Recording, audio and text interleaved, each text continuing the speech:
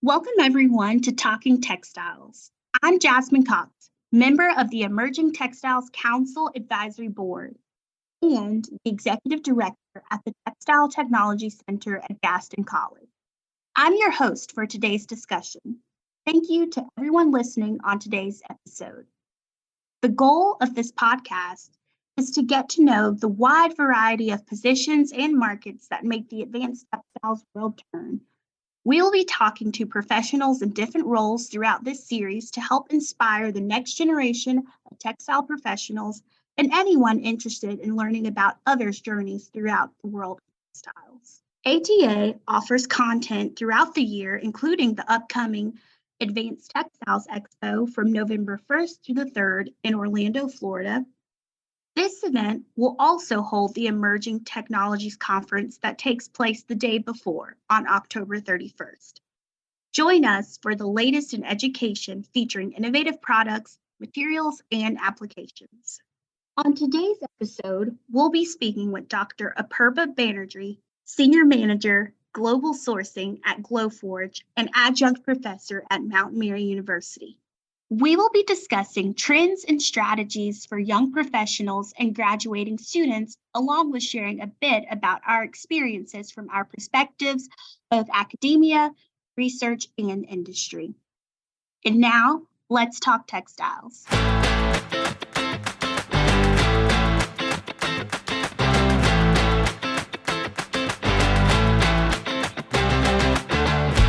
Welcome everyone to Talking Textiles. I'm Jasmine Cox, member of the Emerging Textiles Council Advisory Board and the Executive Director at the Textile Technology Center at Gaston College. I'm your host for today's discussion. Thank you to everyone listening on today's episode. The goal of this podcast is to get to know the wide variety of positions and markets that make the advanced textiles world turn. We'll be talking to professionals in different roles throughout this series to help inspire the next generation of textile professionals and anyone interested in learning about others' journeys throughout the world of textiles. ATA offers content throughout the year, including the upcoming Advanced Textiles Expo from November 1st through the 3rd in Orlando, Florida. This event will also hold the Emerging Technologies Conference that takes place the day before on October 31st. Join us for the latest in education featuring innovative products, materials, and applications. On today's episode, we'll be speaking with Dr. Apurba Banerjee, Senior Manager, Global Sourcing at Glowforge and Adjunct Professor at Mount Mary University. We will be discussing trends and strategies for young professionals and graduating students, along with sharing a bit about our experiences from our perspectives of academia, research, and industry. And now, let's talk textiles.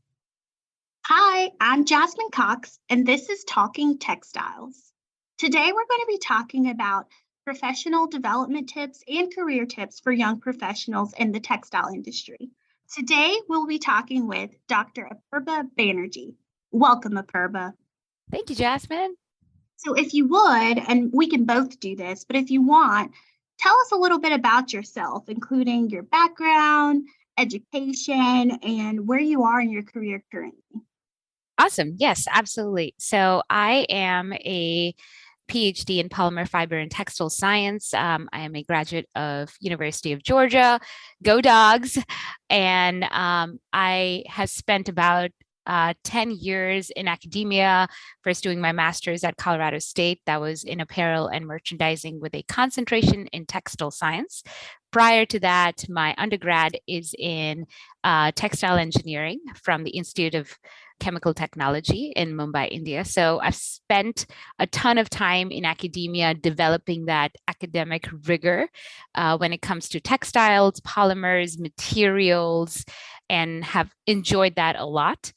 After doing my PhD, I got a chance to work with the team out of Atlanta. The company is called Burr. They are a cooling ingredient company, and I had so much fun developing their new technology, talking to clients, flying to Asia, and really getting to know a lot of the core of textiles in Taiwan and understanding the technology at a deeper level.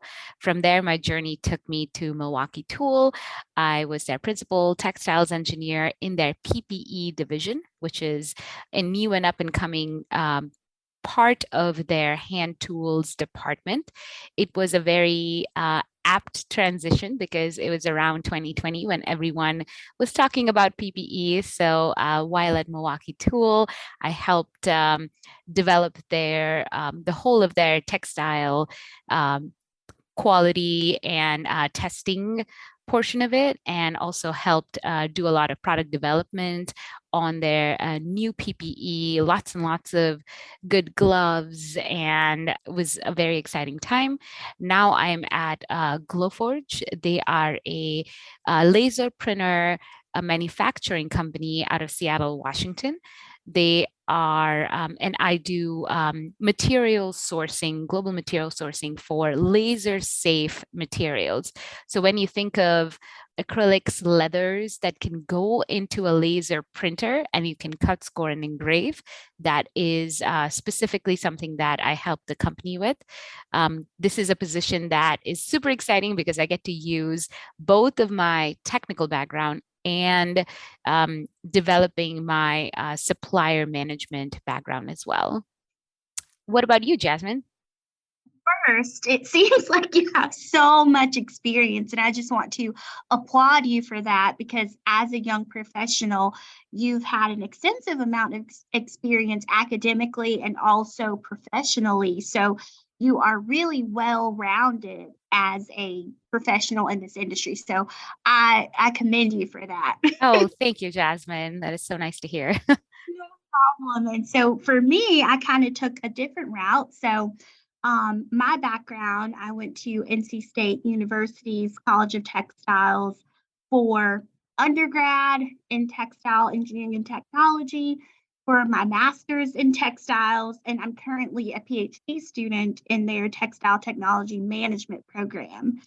And throughout that time, while getting my master's, I started working at the Textile Technology Center at Gaston College, starting in the testing lab, helping with physical testing and quality testing of products, and eventually moving into product development roles, product management roles, where I was overseeing a lot of R&D work for some of our customers, including our military contracts, brands, suppliers, you name it. And now it's led me to where I am, which is a chair of our degree program. So I'm a faculty member and still leading all of our testing efforts at the center. So a little different route than you, but I think that'll give our listeners a good perspective of the industry. I absolutely love that. I love how much academic rigor and the fact that you balanced school with working full time is incredible. And every time I meet you, I think it's very inspiring to see how you manage both of those parts of your life. And I think a lot of young professionals nowadays definitely aspire to have that balance.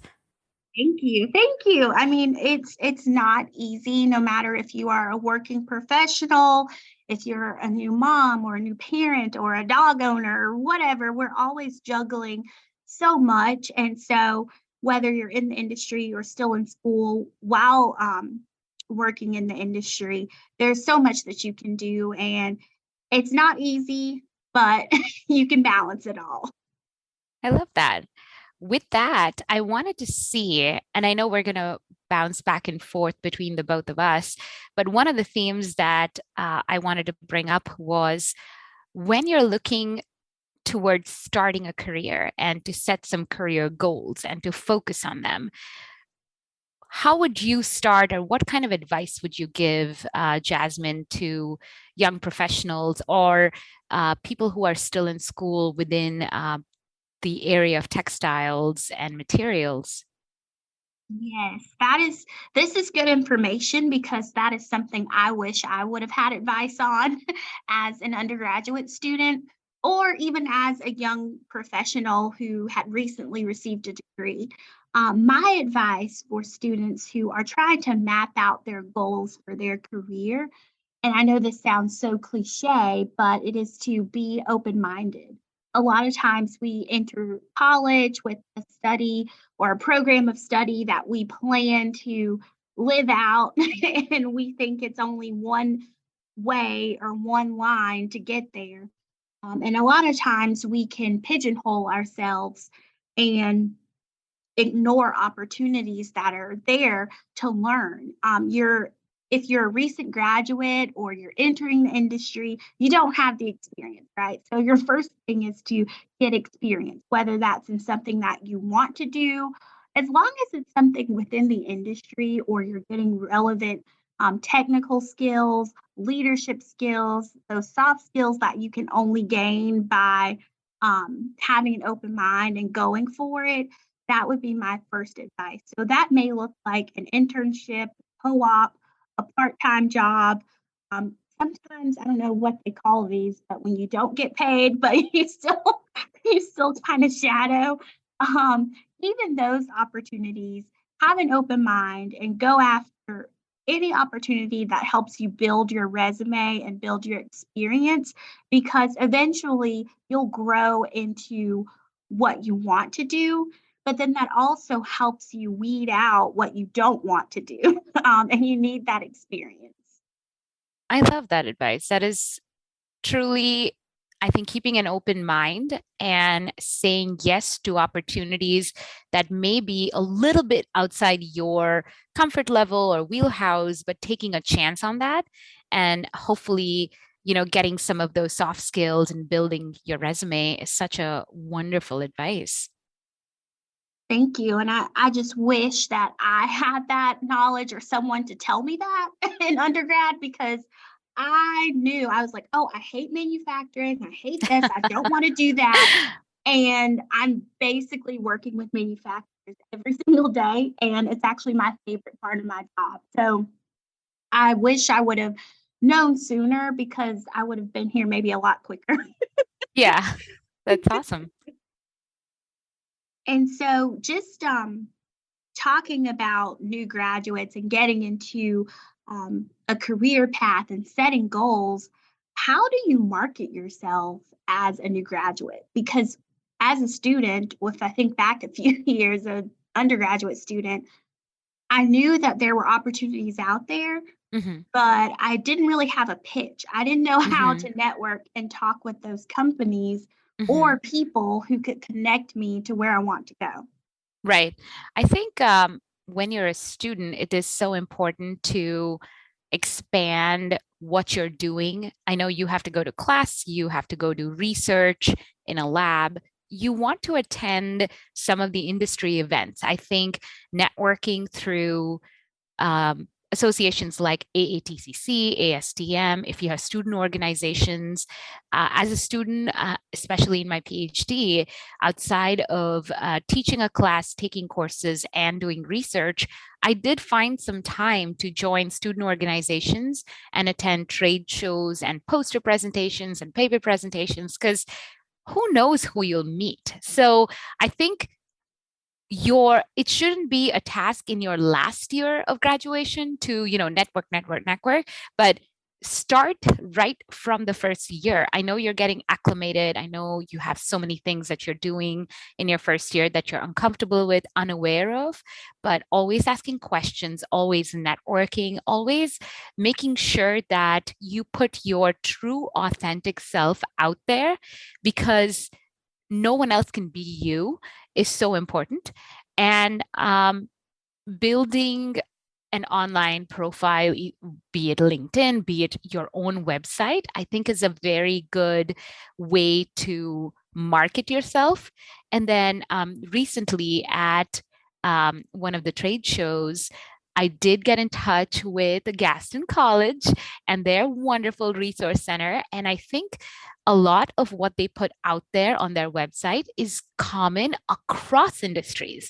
And I think it's not just you in college or just as a new professional, at any stage of life, they have these wonderful little prompts. They call it the elevator pitch. You kind of go through it, make your little elevator pitch. You can tweak it the way that you want, but you want to keep it under a minute and you want to really put it out there what you want the other person to pick up. So some of these things you can practice, you can go to your career center. That's something that I did at University of Georgia. They really helped me with my resume, and continue to seek out those mentors. They don't have to be a mentor that is covering all parts of your life.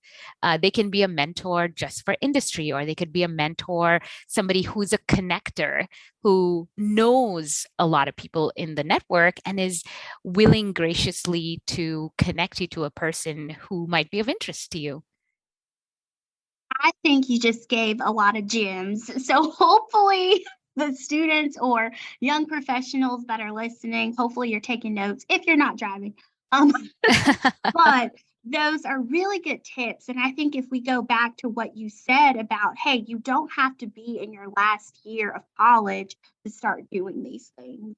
I was recently meeting with a well known textile company, and they went to a few career fairs. And for students who were seniors or juniors, they come up to the table and they're like, I'm looking for an internship. I'm looking for a job. And that's kind of all they had. And then with the younger students who I guess they were trying to get practice, their answer was, well, I'm doing this because of class, or I'm doing this because I'm trying. You got to kind of have some practice on your Hmm. soft skills, Hmm. leadership skills, and things before you even start that hunt. And so, Hmm. what you said with networking events, trade shows like the APA trade, or some of the testing organization shows, or starting with student organizations on campus, getting leadership skills and soft Hmm. skills. Those are things that are really important. And I think having a pandemic, a global pandemic where we weren't in class in person, we weren't interacting face to face, I think some of the soft skills have decreased. And so it's important to kind of nurture those soft skills and other things that are not technical, but you still Hmm. need them to get your foot in the door for the interview. I agree. I think what people are looking for while they're interviewing you, or even if when they're meeting you, are you an interesting person? Which I think every single person on this earth is interesting. It's just the way how they present themselves and how they can strike a conversation. What can you talk to them about? Because eventually they're seeking somebody that can really collaborate and work with. So if you're a person who is has a variety of interests, I'm sure you'll be a good fit, even if technically you are not there. Because like you were saying, some of the students just go up to the booths and they're like, I want a job, I want an internship, which is all great. You ask for what you want so that the universe can somehow conjure and give you that, but also understand what you bring to the table. I think um, brushing up on your soft skills is so important. And what I really find interesting in your career, Jasmine, and I'm going to transition into a question here, is while you were in school, you were working full time. And I'm sure there's a ton of students who are interested in understanding how you went about that. What was your elevator pitch when you started working at Gaston College? And if there are students who are in a similar position as you, what would you tell them when they're trying to apply for jobs while in school, because it can get complicated, and you definitely are teaming with all good advice for this. Thank you. Yes, that's a good question. And it's something for me that kind of came natural. I know that sounds horrible, but I'm a person that, okay, if there's not a door there, I'm going to build a door and I'm going to figure it out.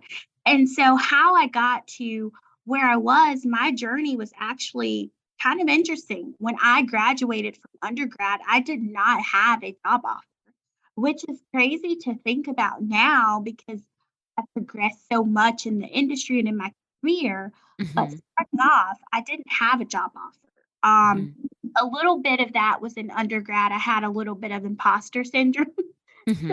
you think, well, because I don't have this stellar GPA, I shouldn't approach these companies. And that's Mhm. kind of, I was very reserved in that way.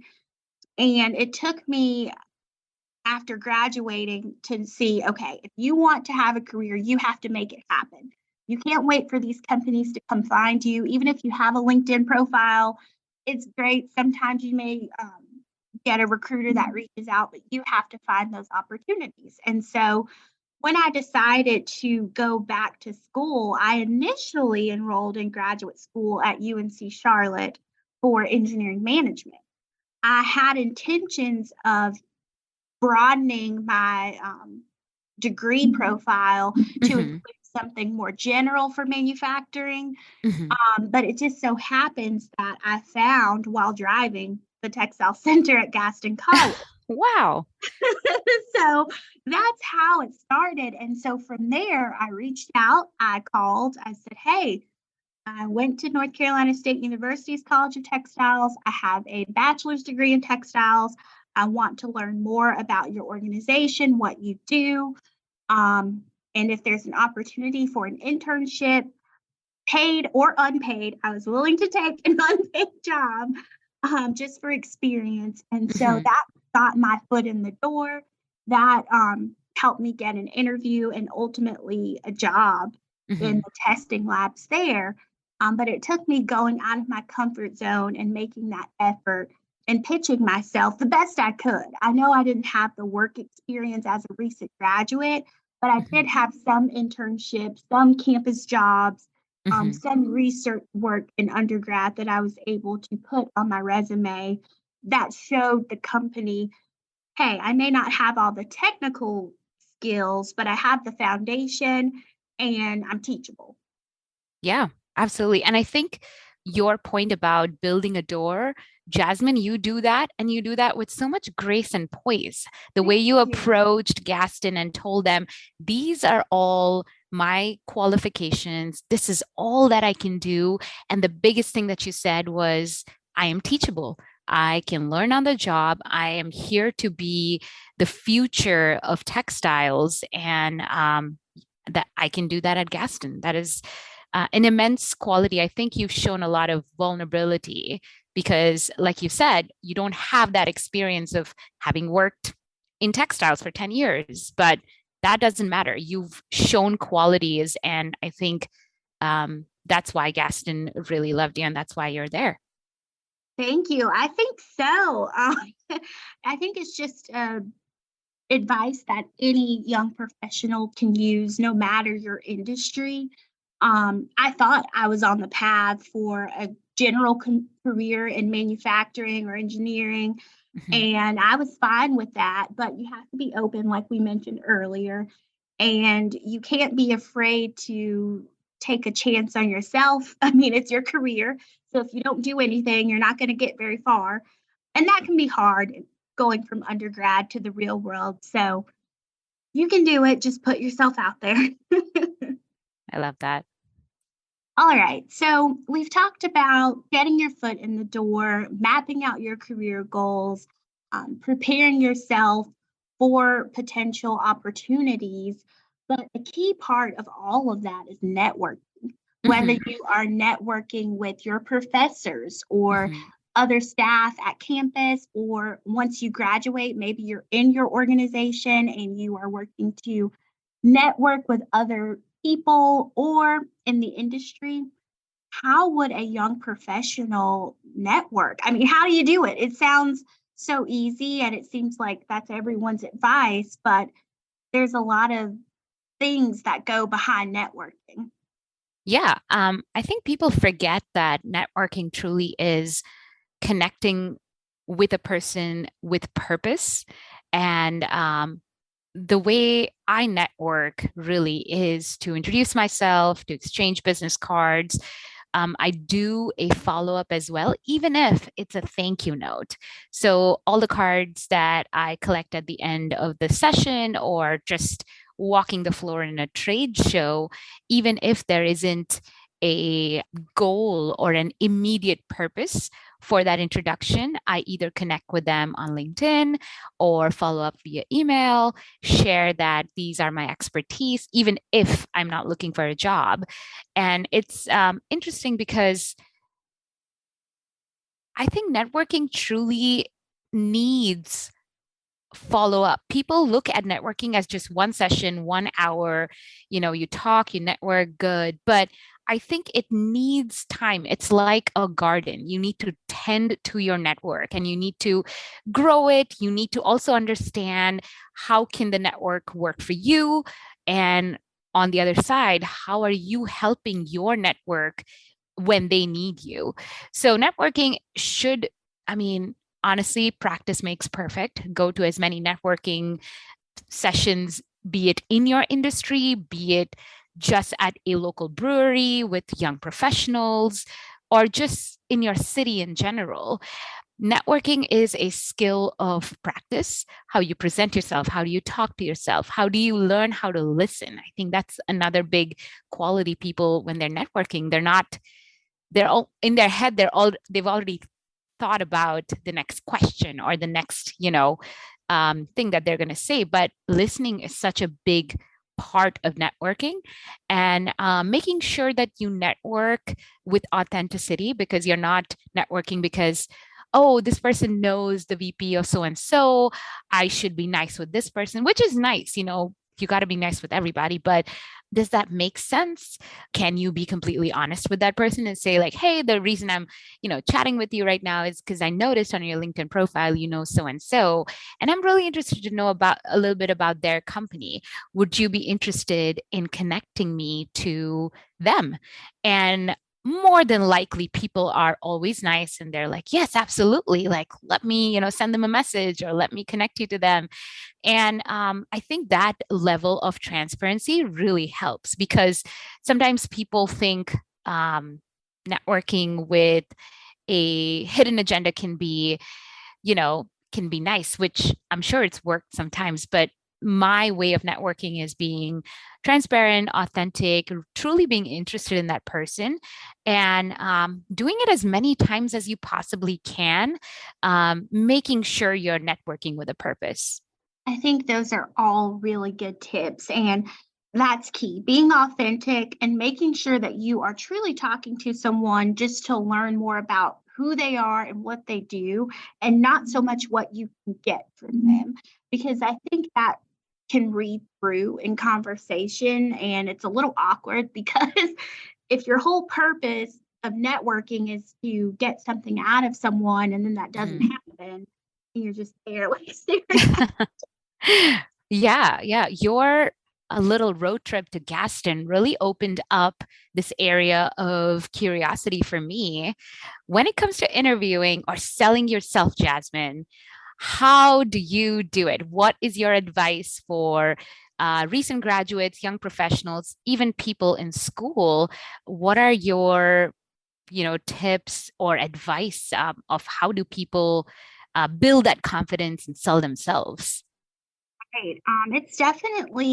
It's been a journey. And I think throughout my career, my short career so far, my confidence level has changed with each new position.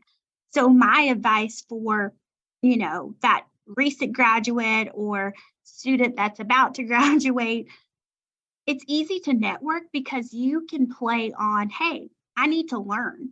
So I'm reaching out to you, whether that's at a conference or a trade show or a student event on campus, a career fair, wherever you are, you're reaching out because you want to learn, you want to grow, maybe you want to shadow someone, you can understand where you would like your career to go.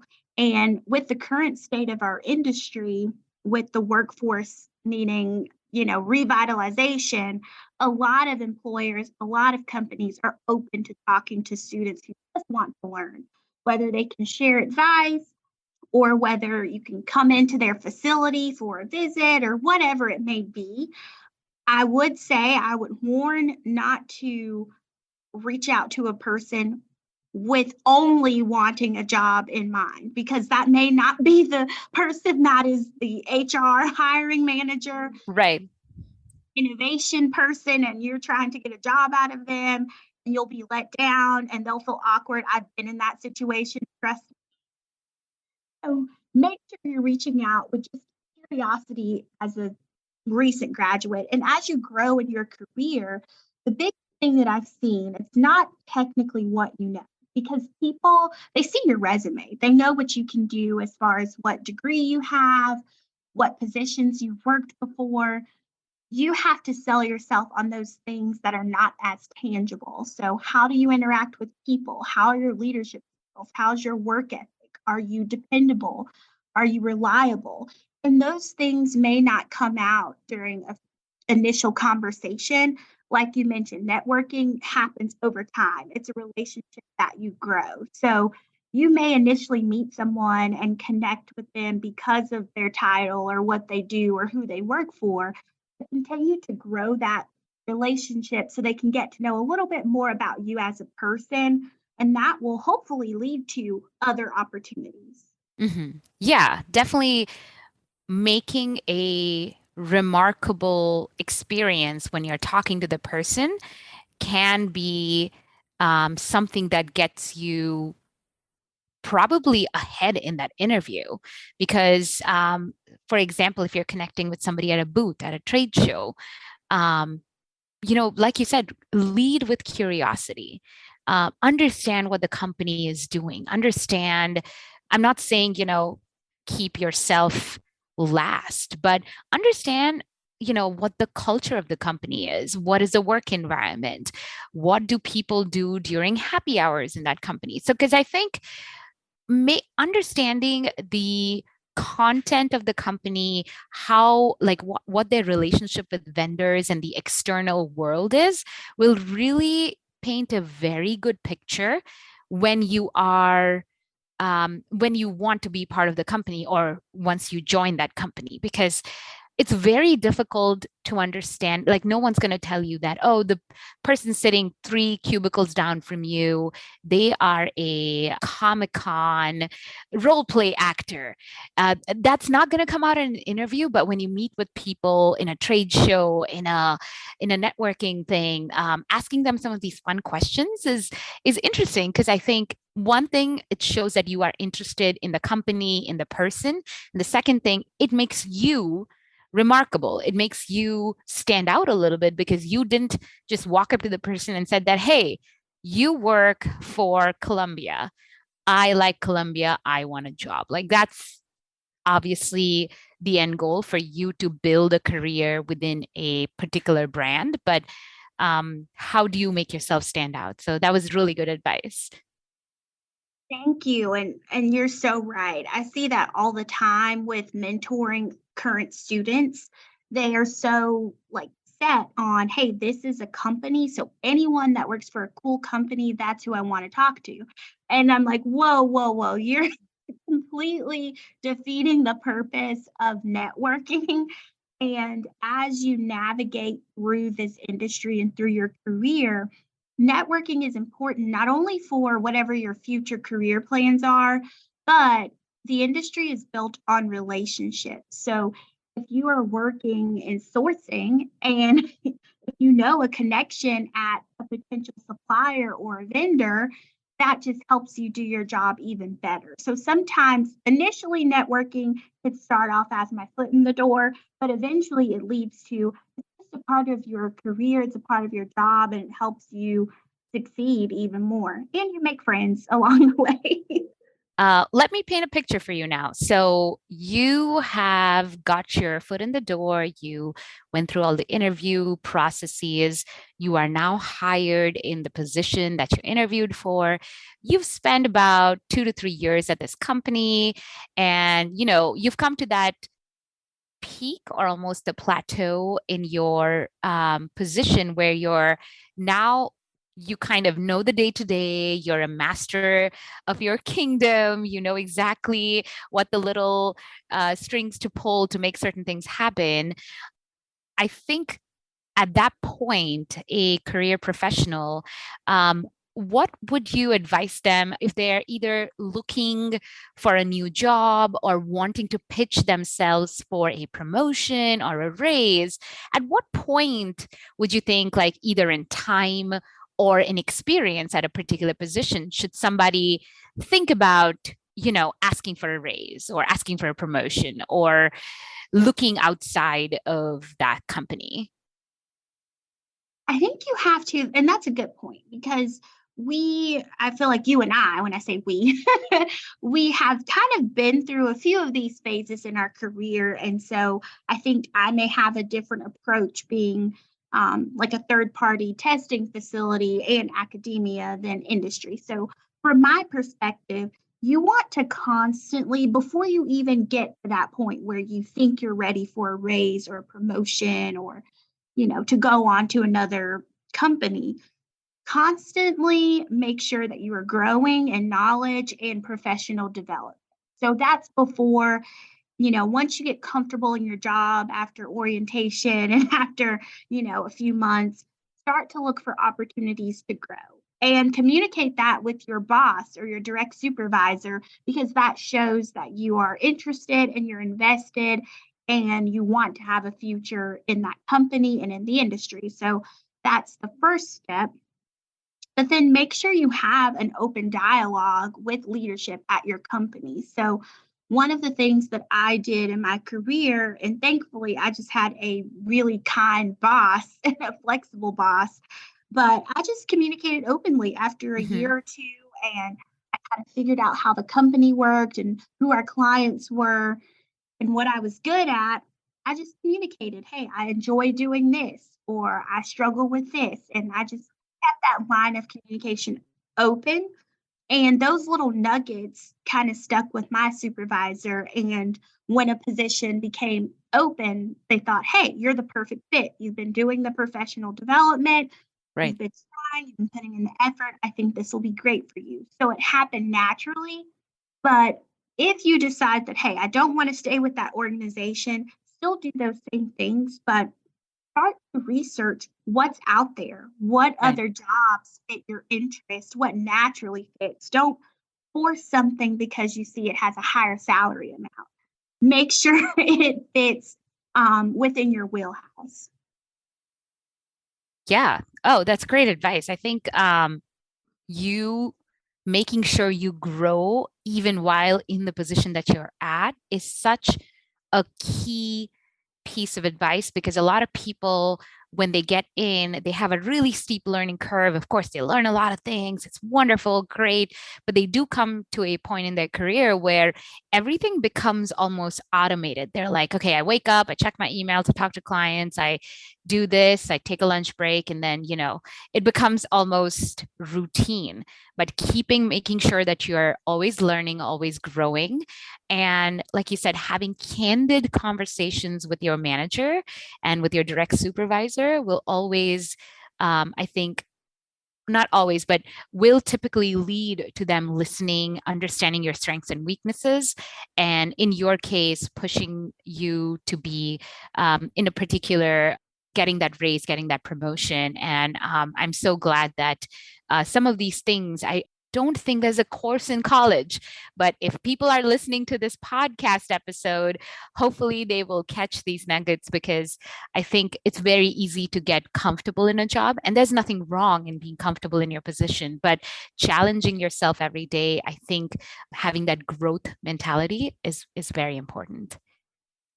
I agree with you 100%. And especially having that growth mentality while you're still young and while you have the energy, because as you grow, I mean, you may purchase a home, you may have a dog, you may have a family one day. And as you add these things to your life, I mean, those take your energy, right? And so while you have the energy and the zeal as a young professional, especially after graduating or recent graduate, that's your time to really go for it.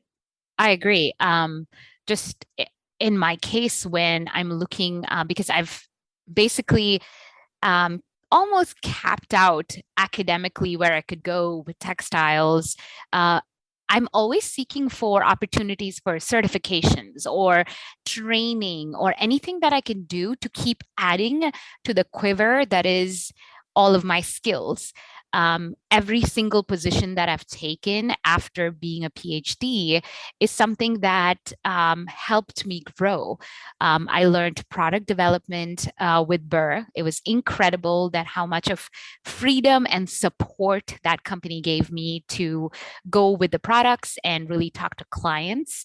At Milwaukee Tool, they really showed me the engineering rigor that comes in true engineering courses like mechanical engineering, electrical engineering, learned a ton of statistics, did a ton of project lead and project management, because that is something, of course, when you're in a highly technical textiles realm, some of those courses like project management aren't part of your curriculum. So that is something that I picked up there. At Glowforge, now I'm learning how to do supplier management, trying to understand how the supply chain works in the materials world. So again, with every position that I took, I think it led me down a path, again, with that open mindset to learning new skills and always making sure that you put out there that, hey, now that I'm here, I want to learn so and so thing. I want to learn quality assurance. I want to get my Sigma, Lean Six Sigma green belt or whatever. So always making sure that you have those, keep researching what you want to learn, what you want to grow into. And here's one piece that people don't really tell you is it does take time away a little bit from your job. So when you're doing a training, you're doing a certification, you might have to put in some nights and weekends. And, that is you investing in your career, but it's also the company investing in you. So I think that should be taken as a big, kudos to the company for sponsoring you to do this and taking it in the right spirit, because I know a lot of people kind of have to catch up on work and they have to be like, oh, now I'm working like 80 hours. But it's like, know that it's a phase in your life. You're going to come out of this phase as a butterfly because you're a larva now, and you're going to metamorphosize into something that is different from you before. And moving forward, it's going to be I think it's just going to add to your personality as well.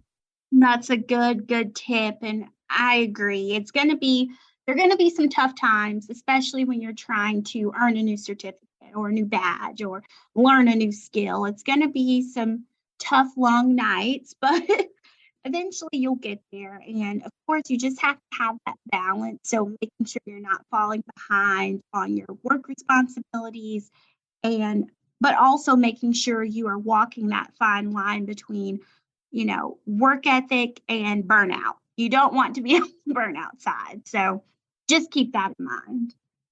All right, Apurva. So we've talked about several tips from networking to preparing yourself for your career, setting goals.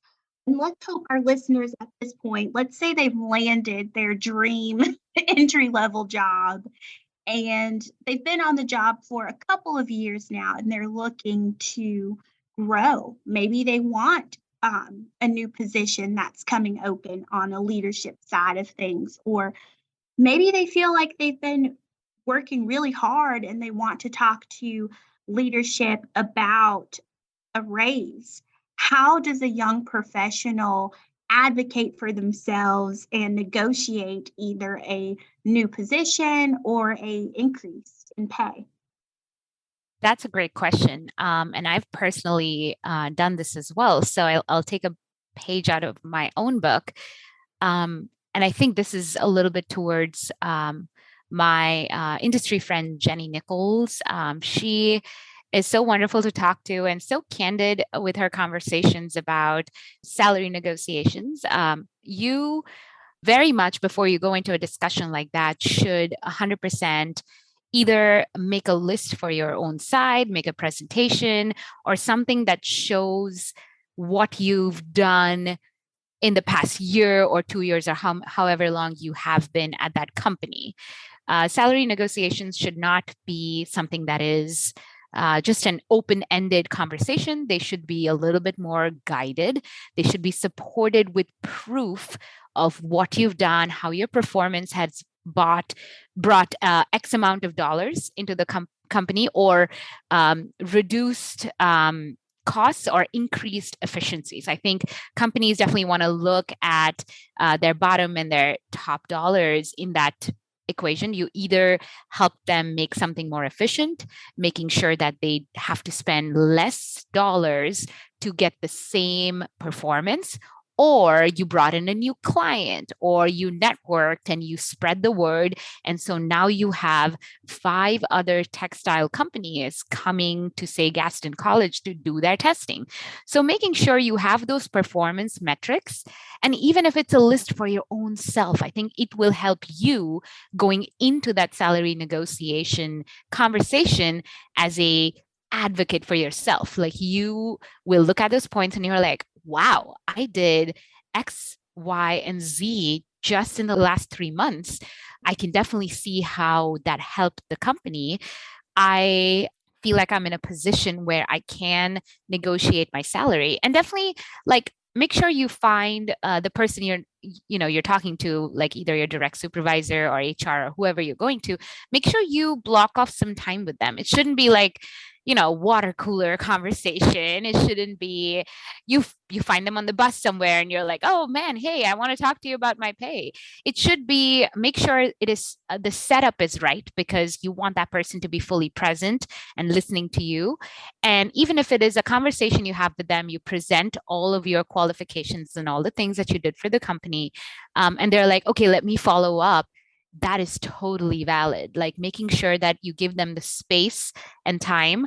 And once you've done that, make sure you follow up. Maybe in 2-3 weeks' time, you're like, okay, we've had this conversation. I'd just love to follow up and see where that's at.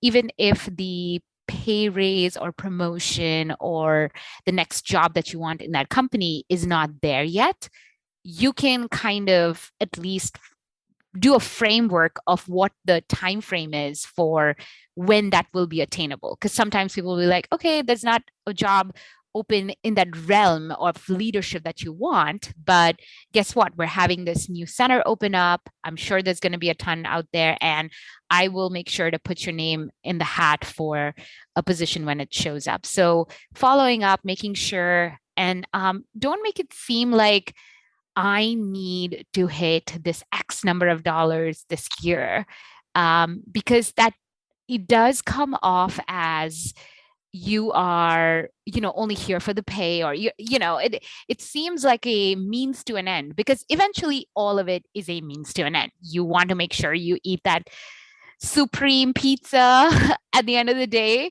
which costs X amount of dollars. And in true candid fashion, yes, that is the conversation. But like Jasmine does, she has a lot of poise and grace and those soft skills. Use those, because people want to, I think people will listen to you and will be on your side when you use those tactics.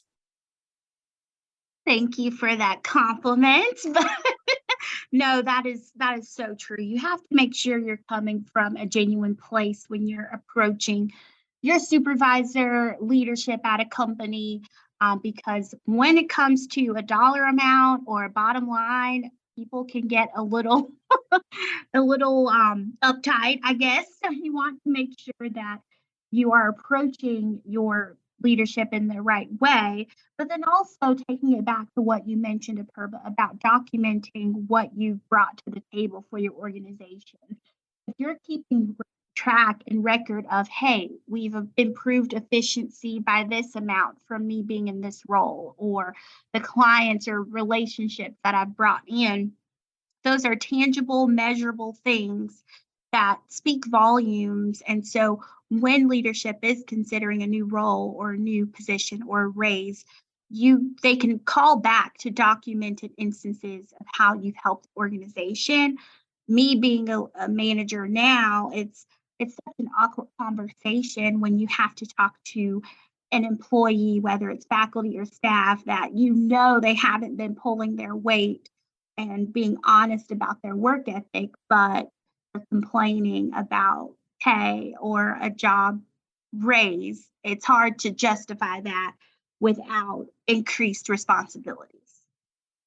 Yeah, absolutely. Wow, what a journey we've taken in these in this last hour. I am so glad that I've had a teammate in you, Jasmine, to just bounce off these ideas. I think we're both on the same page despite coming from very different backgrounds. And I hope people listening to this episode can take away a few things. And I really wish them all the best in their next endeavor, be it graduating from college or embarking on a new opportunity. May the force be with you. Ditto. And if you guys want any more tips or pointers on how to network, LinkedIn preparation, resume building, whatever it may be, if you're a college student, of course, check with your university first, because I'm pretty sure you have a campus career center that offers these services for free. If you are in the industry and you need help with these things, please go to our website, gaston.edu. So that is GASTON.edu. You can find my information under the directory and reach out to me, or you can search through our workforce development page and our professional development page. And we offer these trainings for employers. So please visit our website. Thank you for joining us for this episode of ATA Talking Textiles, brought to you by the Emerging Technologies Council. ATA is a not-for-profit association representing the international specialty fabrics marketplace.